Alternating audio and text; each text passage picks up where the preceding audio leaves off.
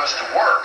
I hired a mare from the livery stable, and as I'd never ridden as much as a hobby horse, I soon became the main attraction for the folks on the street. When I tried to get on, that mare just whirled around, wouldn't stand still for nothing. Finally, two men had pity on me and lent a hand. But I was hardly in the saddle when away that horse went, with me bouncing all over like popcorn in a popper. That was the longest ride of my young life. Eventually, the soreness wore off.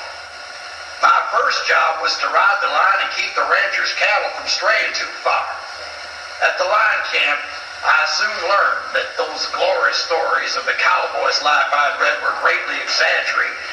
My partner and I spent weeks alone, seeing no one except sad-eyed cows and each other, sleeping in a shack and eating each other's sorry cooking. When I heard about a trail drive up into the Indian Territory, I signed on as quick as a jackrabbit. It was a new adventure, and I knew I should always have company on the trail. The next week, we headed north over the Chisholm Trail with 2,300 head of cattle. That's the first time I ever set foot on the Cherokee Strip, driving them cattle to market. After the drive, I found work on the Half Diamond Ranch. Things rolled along pretty well at the ranch until, in late 1891, a dispatch arrived by Armored Courier, saying that President Harrison had ordered all permanent improvements in the Strip destroyed. Sure enough, the next morning, the Army arrived. The captain asked why we'd not vacated the ranch house. I told him I didn't think we had to, as the owner was away shipping cattle. I had no authority to destroy his supplies. The soldiers were most accommodating. Just move out the supplies before they had set the house afire and burn it to the ground. That was the beginning of the end for ranching in the Strip. The boomers finally forced the opening of the Strip for settlement in 1893. It don't seem like it could have been 50 years ago. I remember the run just like yesterday. Us cowpunchers knew where we wanted to settle and pretty well stuck together. We kept each other company during the long, dry, and hot September days as we waited in line to register for the run. When the day finally came, we joined the herd of people waiting at the borderline. As we waited, we watched the soldiers bringing back Sooners who slipped into the country the night before. Some people, like your grandma's daddy, made the run on the train out of Caldwell, Kansas. Finally, the starting shot was fired.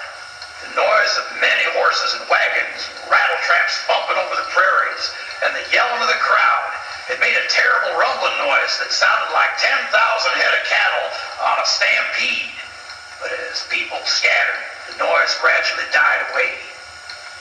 All us cowpunchers soon had our claim staked, but that was no guarantee you could hold on to it. We were all pretty busy keeping people off our claims. After things settled down, we went to Enid to file our claims. The wind blew up big red clouds and dust covered everyone. Some folks stood in line night and day to file. All the cowpunchers' claims were cleared, except mine. I was given the man's name who'd also filed on it.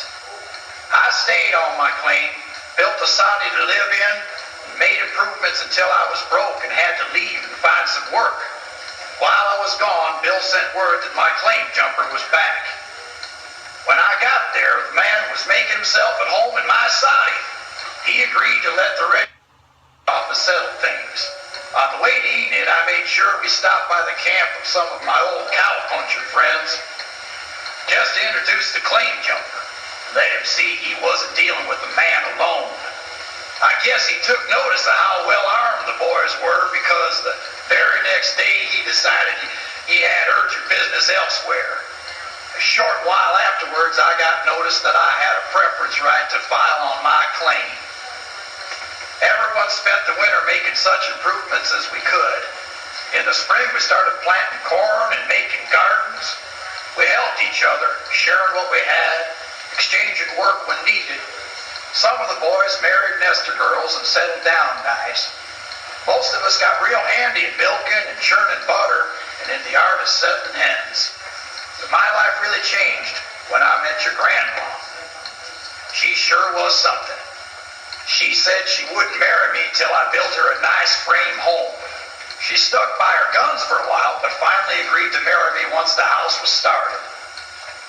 this house. Your daddy was born and raised here, along with your uncles and aunts. Well, I'm about talked out. I think I'll rest a spell and think of how it used to be back when the Cherokee Strip was thrown open for settlement.